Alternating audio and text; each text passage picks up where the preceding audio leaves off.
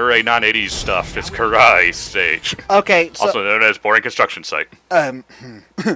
3 a.m. Now, one thing about the new cartoon that really weirded me out was how they were trying to push a romance between humans and turtles. And I'm just saying, turtles belong with turtles, humans belong with humans. You mix them, it just doesn't make sense, you know? You know what? The comic had its head on straight about that, and it got it out of the way really early too.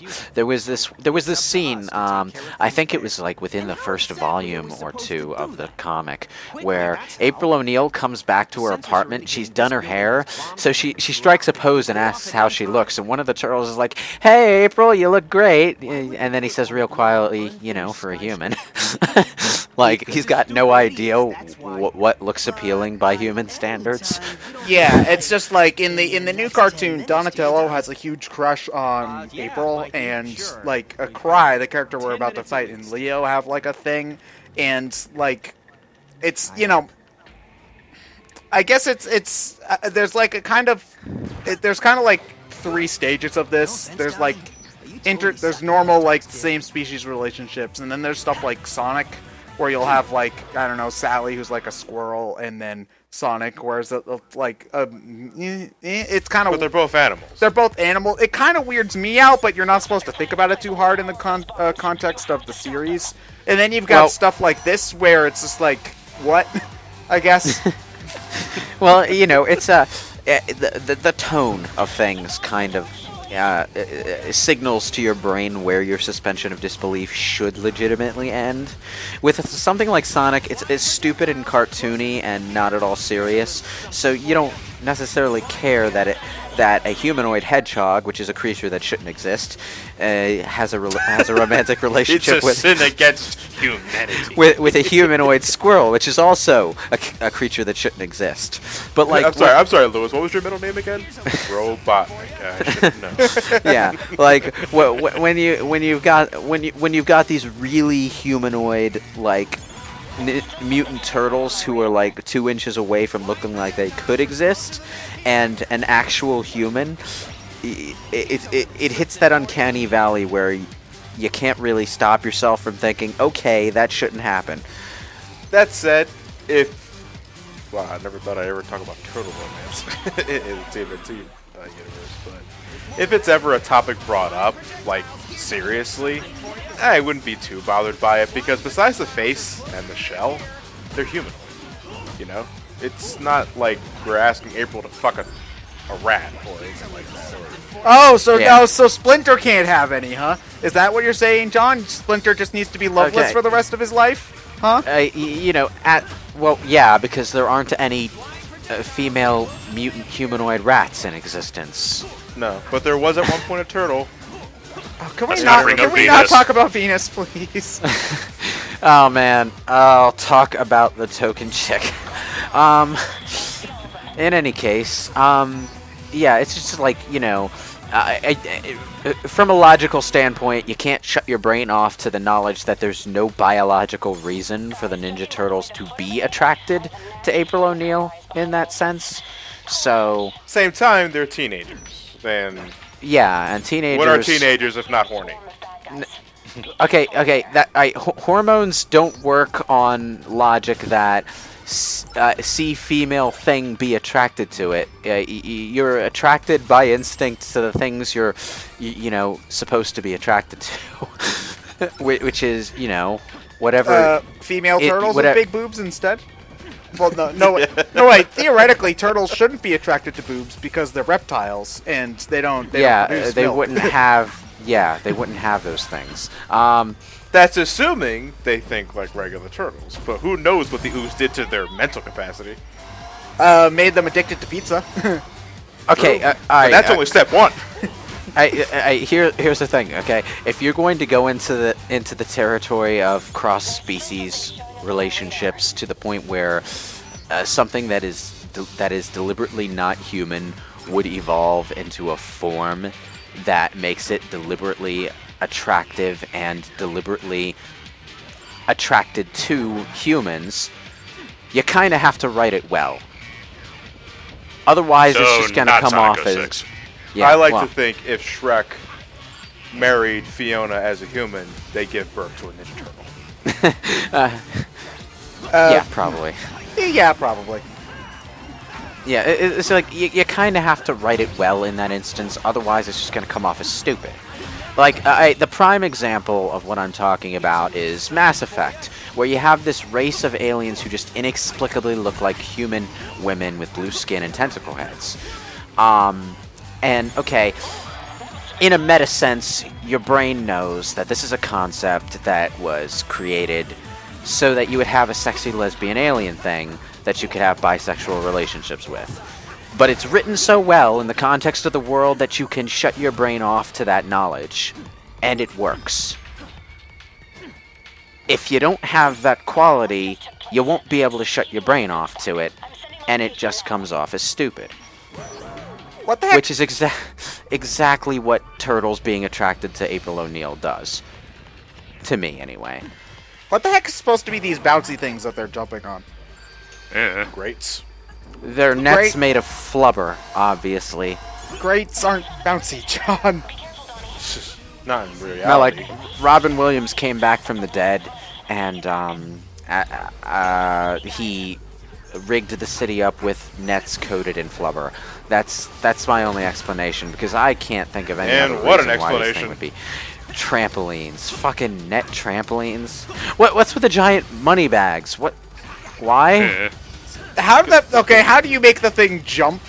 Like, okay, That makes Well, no. inherently the same reason you jump with a skateboard, but That makes that makes no physical sense. That is a bag of money, okay? That is not going to bounce. That is going to flump. Are you a Ninja Turtle? It's either going to flump or it's going to clank, depending on whether it's coins or dollar bills. you realize who's running on top of the money bag, right? well, now this just looks like a Mario Party minigame went terribly, terribly wrong. Flying projectiles are closer than they appear, so a little something for It's a you. missed opportunity. We really should be grabbing the money bag by its neck and just swinging it at enemies. Oh, that's something Wario would do.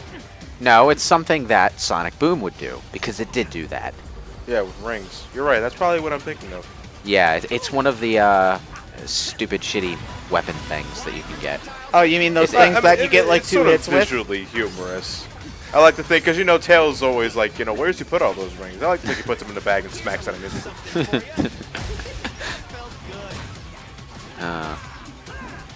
Yeah. I when you smacked that stick down and the enemy went flying, I had another Elder Scrolls flashback. That fucking giant outside Whiterun. It's a glitch that was so hilarious to people that Bethesda just kept it in. When the giant hits you with its club, it knocks you into the ground so hard that the physics engine sends you skyrocketing into the air. You just rocket into the stratosphere and then fall back down. You're dead by Are the you time sure you you're just fall. not but- inherently made of rubber? And you're just bouncing up? That's what it looks like, and it's just It's just going an utter- upstairs. It should not be able to go up. Oh God. It shouldn't be able to roll at all. It's a bag of money. It shouldn't maintain this roundish shape for the when you're standing on top of it. It should. You realize sort we're of- Ninja Turtles Turtles. fighting Okay. other ninjas with Utrons in space. Okay, you know what? The Ninja Turtles aren't exactly physics-defying. They just kind of do cool choreography shit with their weapons. No, but they defy all the rules of nature. It's just, you know, the Ninja Turtles are quirky and stupid, but that's not exactly their brand of quirky and stupid. That's more something Mario would do, you know? There are different kinds of stupid. And you gotta pick the right kind of stupid to fit with a character, otherwise it just looks out of place. And that looks really out of place. I don't understand why that's here. Because inside the bag is just a giant rubber ball. Like, it's not even made of money. It's just a giant rubber ball inside the bag. It just said it just said the money bags. It never said money was in it. It's a jutting, jagged rubber ball of polygons. It's a blitz ball. Yeah, it's an OG blitz ball. That's what it is. I can't think of anything else that would look that jagged in the bag. So is the mission sandbox, or are you just kind of zigzagging in a linear pattern across a non-linear space? There's a random number of missions that could spawn up during the level. So, like, there are 10 possible objectives you could do, but the game only gives you 3 Oh, before you fight Kurai, or something like that. huh. That's okay. I mean, I suppose it makes replays a little bit more interesting. I'm gonna say that sounds like maybe 3 notches above virtual highlight levels of randomization. Like, I don't know. It didn't look like what you were doing. Apart from the money bags, which were just dumb, it didn't look what you were doing. It didn't look like what you were doing had much substance to it. So But that's this whole game. yeah, well, yeah. So from that, going off that, I'm not going to imagine the other 7 objectives that we didn't see were any more No, it's all dynamic. just beat things up, etc. It's probably just where in the level you have to go to beat up foot soldiers, really. Yeah, That's which exactly it. is which is why I brought up virtual highlight, because the random level generation was just changed which direction you had to run through the world to get to the next thing. That's really my big issue with like randomized. It's a little bit less of a problem here because they've got 10 clearly defined missions and like 3 pick at random. Okay, that's not really great game design, but at least the missions themselves have a structure. My big issue with games like Mystery Dungeon, where everything's completely randomly generated, is that nothing really makes sense, and you get a whole bunch of like long corridors that zigzag all over the place and lead to empty rooms with enemies in them and stuff like that. I'd rather have, it's like it's infinite content theoretically, but everything ends up feeling the same because nothing is clearly defined. Ironically. I think that's what this game needed the most was, compared to, because what's the difference between something like this and something like Bayonetta? Procedural generation can work in certain genres better than it can in others. I personally don't see it as all that valuable in a tactical RPG, because when I think tactical RPGs, I tend to favor games with clearly defined battle maps where you're supposed to approach things with a given strategy. Yeah, that's what makes games like Fire Emblem interesting. It's whenever the maps are cool is when those games get fun. Yeah, like specific map and enemy arrangements. But like for a game like for a roguelike, it can be more interesting because the challenge is in the individual enemies and not necessarily in specific enemy groupings. So I can play something like what is it called? Abyss Odyssey, I think it was called. That was a fun one, and that's procedurally generated. I enjoyed that. But Just like how Donnie's one quote there just pretty much summed up the entire game. Well, that was the thing that just happened. But the difference between this and Bayonetta, I don't really know. Bayonetta was very much a straight line. Like, I had my issues with that game, which we'll get to when we But talk that's about why it. I think Bayonetta has over this game, to be honest. Well, it's... Bayonetta is a straight line, therefore more focused in what it wants to do, and it has a way more set pieces. It does have way more set pieces, but... You do more than just slay angels. You do more than just slay angels in Bayonetta, but Bayonetta also has its own issues. Like, if you...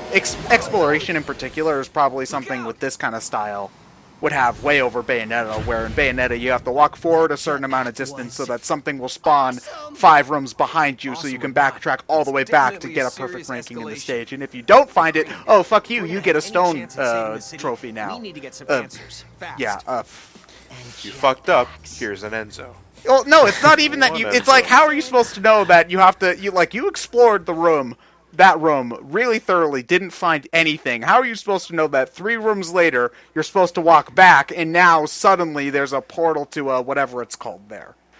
yeah, Devil May Cry 1 had the same sort of issue with finding its secret missions. That's something I'm glad Bayonetta 2 fixed. Yeah, so it wouldn't bother me in Bayonetta 2 if they were optional in the sense that, like, well... Bayonetta 1. Sorry, Bayonetta 1.